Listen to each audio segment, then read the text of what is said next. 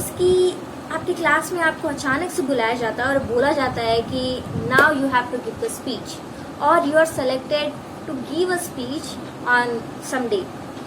तो आपने बहुत अच्छा कंटेंट भी लिख लिया, लेकिन आप जो एक गलती हमेशा करते हैं वो ये है कि आप जो है अपने इंट्रोडक्शन पर फोकस नहीं करते। बहुत सारे लोगों से ये गलती होती है कि वो कैसे स्पीच की शुरुआत करें इस पे तो ध्यान ही नहीं देते, जबकि जो आपके स्पीच की स्टार्टिंग के जो 40 से 50 सेकंड से वही डिसाइड करते हैं ऑडियंस की वो आपकी बातें सुनेंगे या फिर आपको इग्नोर मार के अपने में गप्पे लड़ाएंगे।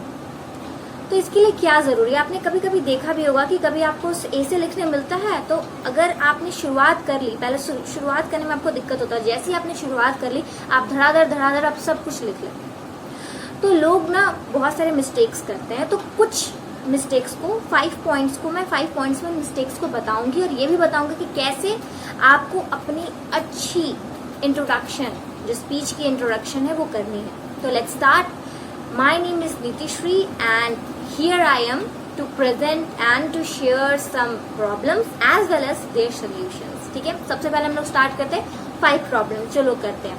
First is complicated words. ठीक है, कुछ लोग ना ओवर स्मार्ट बनने के चक्कर में कि यार मुझे तो बहुत पता है, मुझे तो बहुत अच्छी इंग्लिश आती है, बहुत अच्छी हिंदी आती है, इसके चक्कर में ना ऐसे ऐसे वर्ड्स का यूज करते हैं जो कि सामने वाले को समझ में नहीं आता।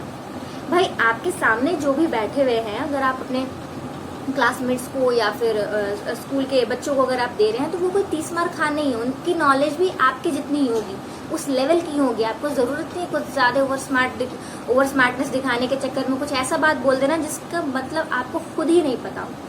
For an example, sometimes gullible things are disconcerting. इसका मतलब क्या है? इसका मतलब है कि sometimes easy things can not give a satisfaction. तो वही अगर हम लोग सिंपल वर्ड्स में बोलेंगे, जो मैंने कहा easy things can not give a satisfaction, तो ये लोगों को समझ में आएगा। और अगर हम लोग जो हमारी पहली सेंटेंस है वो यूज करेंगे तो लोग पहले ही सोचने लगेंगे यार ये क्या बोल रहा है, कुछ ज्यादा ही हाई स्टैंडर्ड है यार, हम लोग को तो उसका नहीं सुनना। ठीक है, तो ये पहले आपकी प्रॉब्लम जो है वो ये रही। सेकेंड जो वो आपकी प्रॉब्लम है वो है same thing, same boring thing जो सारे बच्चे कहते हैं वही बाकी के सारे भी कहते हैं। ठीक है, एक दूसरे को देख करके। अब एक कंपटीशन में या कहीं पे 10-15 लोग आए, अगर सारे लोग एक ही तरीके से इंट्रो देंगे तो आप में यूनिक क्या रहेगा, है कि नहीं? आप में क्या यूनिक रहेगा? सपोज फॉर एग्जाम्पल आपने इस तरीके से अपना इंट्रो दिया जैसे सब लोग देते हैं, hello, a very warm and pleasant good morning to one in all present over here. My name is Nitishree and I am very blessed that I got this golden opportunity to speak on this topic. आप ऐसे करके अपना बोलते जा रहे। अरे क्या unique है कि कोई आपको सुने? कुछ यूनिकनेस नहीं है। आपको यूनिक करना होगा, कुछ यूनिक, कुछ अलग करना होगा। जैसे कि आप गुरु पूर्णिमा के दिन अगर आप दे रहे हैं तो अगर आप इस तरीके से शुरुआत करेंगे, गुरुर् ब्रह्मा गुरुर् विष्णु गुरुदेवो महेश्वरा गुरु साक्षात परम ब्रह्म तस्मै श्री गुरुवे नमः। A very warm and pleasant good morning to one and all present over here. तो अगर आप इस तरीके से कुछ डिफरेंट, कुछ यूनिक तरीके से करेंगे तो लोग भी देखेंगे, अरे कोई अगर बात भी कर रहा होगा, कोई अपनी गर्लफ्रेंड को देख भी रहा होगा तो वो आपकी तरफ अट्रैक्ट हो जाएगा, अरे पहले इसको सुन लेते क्या बोल रहा है कि नहीं? तो आपको उस तरीके से कुछ ना कुछ यूनिकनेस आपको अपने स्पीच के इंट्रो में लाना होगा। ठीक है, नेक्स्ट जो है आपके जो थर्ड जो पॉइंट है वो है इमोशनलेस और एक्सप्रेशनलेस वर्ड्स। कई बार ना बच्चे इमोशन को, किसी तरीके के एक्सप्रेशन को अपने बातों में डालना ही एकदम क्या कहते हैं, डालते ही नहीं है, एकदम भूल ही जाते हैं। मतलब बोल रहे हैं एकदम रटंतु तोते की जैसे बोलते रहते हैं। सपोज कि अगर आप इस तरीके से, आपका कोई सेंटेंस है और आप इस तरीके से बोल रहे हैं कि I saw that girl, she was crying when I was passing through the street and I was really very sad. तो समझ में आ रहा है कि आप क्या उस लड़की को देख करके आप अचंभित हुए, कि आप उसको देख करके आपको बुरा लगा, नहीं ना? लेकिन अगर आप इसी चीज को कुछ इस तरीके से बोले कि yesterday I was passing through the streets and suddenly I saw a girl and you know what, she was crying very badly, then I somehow managed to ask her the reason and when I got to know the answer I was really devastated। तो ऐसे क्या होगा ना कि थोड़ा सा emotion आएगा, थोड़ा सा एक्सप्रेशन आएगा, तो लोग भी कहेंगे अरे ये क्या बोल रहा है यार, वाओ कितना अच्छे तरीके से ये बोल रही है लड़की, बहुत मस्त लग रहा है सुनने में। तो इससे ना लोग ना कहीं आपसे कनेक्ट कर पाते हैं। अब वही ऐसा रोंदू शकल बना के बोलोगे तो लोग नहीं समझेंगे। जैसे मेरे जैसा ओवर एक्टिंग भी नहीं करना है, बट फिर भी थोड़ा बहुत आपको हल्का फुल्का एक्टिंग आपको डालना है, जिससे कि ना 4 चांद लग जाएंगे आपके इंट्रोडक्शन में। लोग एकदम खींचे चले आएंगे, सुनेंगे कि अब यार आगे क्या बोलेगा ये, एकदम सुनने के लिए एकदम बहुत मस्त तरीके से बोलने लगेंगे। नेक्स्ट जो हमारा है वो नर्वसनेस टॉपिक है। जो 4th टॉपिक है दैट इज नर्वसनेस। तो लोग कभी कभी क्या होता है ना कि बहुत ज्यादा नर्वस तो होते हैं, बट अपना नर्वसनेस शो करते हैं। ऐसे बोलते हैं कि I might be looking so nervous, but this is my first time on stage। and आपको क्या जरूरत है बताने का कि आपका फर्स्ट टाइम है, सेकंड टाइम है? नहीं, कोई जरूरत नहीं बताने का कि आप नर्वस है। अगर आप खुद नर्वस रहेंगे तो लोग आप में गलती ढूंढते ही जाएंगे। आपको खुद में कॉन्फिडेंट रहना है, अपना नर्वसनेस जितना हो सके छुपाएं। आपका हार्ट शिवर कर रहा है, डोंट वरी। लोग देख के समझ जाते हैं कि आप नर्वस है, बट अगर आपकी वॉइस अगर अच्छी है, अगर आप अच्छे तरीके से बोल रहे हैं, अगर आपके एक्सप्रेशन अच्छे हैं, तो that will be a plus point, है ना। लोग देखेंगे कि अरे यार कितना नर्वस है ये बंदा, बट फिर भी बोल रहा है, तो वो जो एक है ना वो हमारा प्लस पॉइंट हो जाता है। नेक्स्ट जो है वो होता है नेगेटिव सेंटेंस, ठीक है।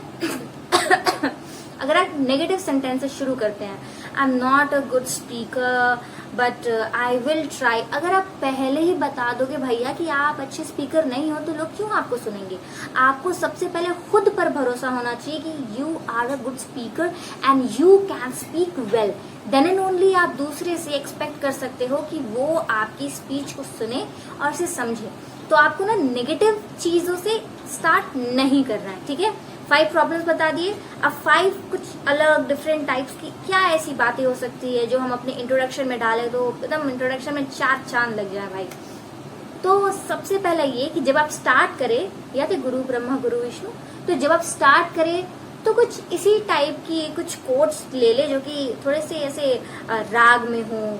इस तरीके से जो बात रहता है ना तो अच्छा लगता है। जैसे पोयम से शुरू कर दी, हल्का छोटा पोयम या कोई छोटा सा कोट्स बोल दिया, उससे अगर आप स्टार्ट करेंगे ना तो थोड़ा सा ऑडियंस अट्रैक्ट होते हैं, सोचते हैं कि हाँ भाई ये क्या बोल रहा है, ठीक है।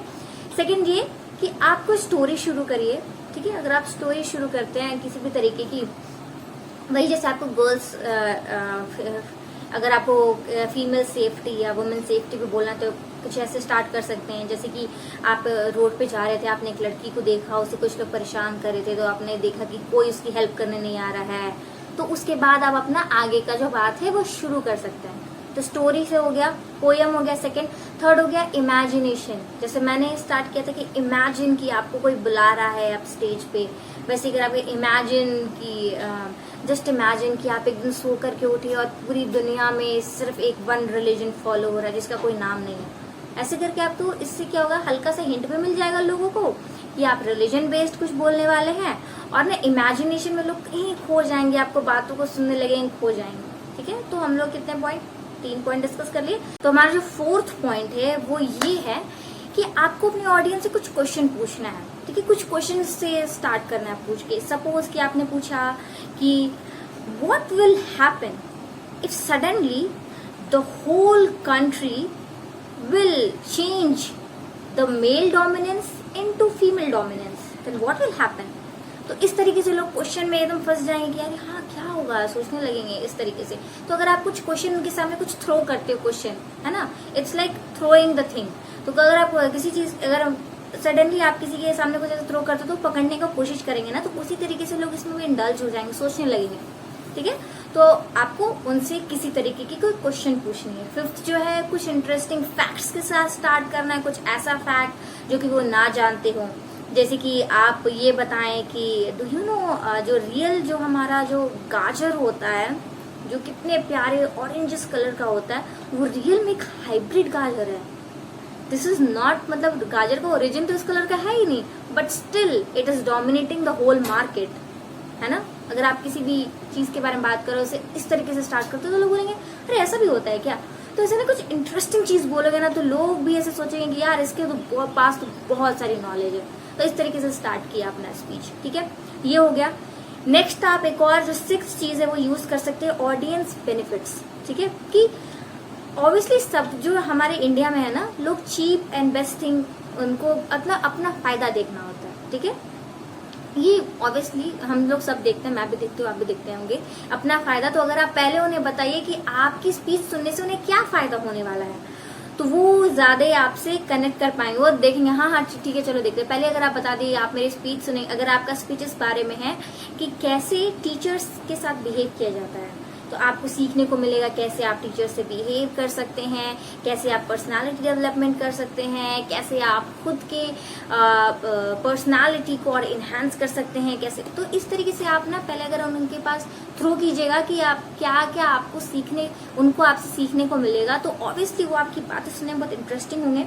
तो हमने यहाँ पे 5 ऐसे बातों को, मतलब कुछ जो हम गलतियां करते हैं उन्हें डिस्कस किया, और ऑलमोस्ट 6 हमने ऐसे बातों को डिस्कस किया है जो आप अपने इंट्रोडक्शन में कर सकते हैं। सो अब it's the end of the video, मैं यहीं पे वीडियो खत्म करती हूँ। अगर आपको ऐसी और वीडियोस देखनी है तो आप हमारे चैनल को, मेरे चैनल को सब्सक्राइब कर सकते हैं, बेल आइकन दबा सकते हैं, and please wait for my next video, क्योंकि मैं इसी टाइप की वीडियोस आपके लिए लेके आऊंगी।